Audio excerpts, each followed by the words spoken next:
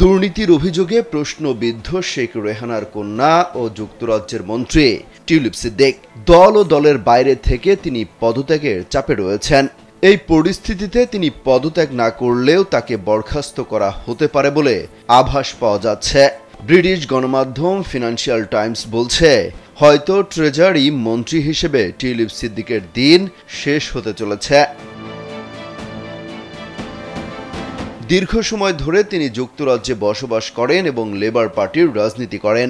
তবে সম্প্রতি বাংলাদেশে দুর্নীতির তদন্তে পরিবারের অন্য সদস্যদের সঙ্গে নাম জড়িয়েছে তারও। অভিযোগ উঠেছে, খালা শেখ হাসিনা বাংলাদেশের প্রধানমন্ত্রী থাকাকালে তার সঙ্গে সংশ্লিষ্ট ব্যক্তিদের কাছ থেকে বিনামূল্যে সম্পত্তি গ্রহণ করেছেন টিউলিপ। এবার ব্যাংকও আপনার হাতের মুঠোয়। Balance transfer, mobile recharge, bill pay থেকে শুরু করে যা চান সব হবে এক মুহূর্তে। NRBC planet. বেশ কয়েকটি আন্তর্জাতিক সংবাদ মাধ্যমে টিউলিপ সিদ্দিকের বিরুদ্ধে লাগাতার দুর্নীতির তথ্য প্রকাশ করে আসছে।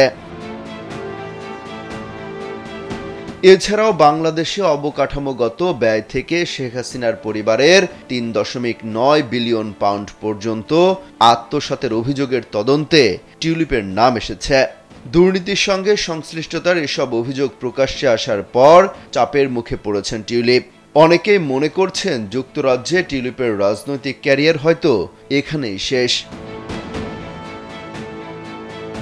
টিউলিপ সিদ্দিককে নিয়ে সোমবার একটি বিশ্লেষণ প্রকাশ করেছে ব্রিটিশ সংবাদ মাধ্যম ফিনান্সিয়াল টাইমস।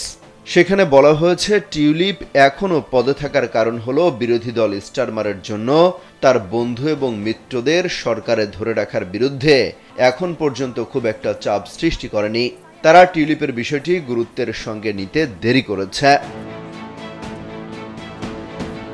তবে বিরোধী দলের প্রধান শনিবার রাতে টিউলিপকে বরখাস্ত করার জন্য কিয়ার স্টারমারের প্রতি আহ্বান জানিয়েছেন।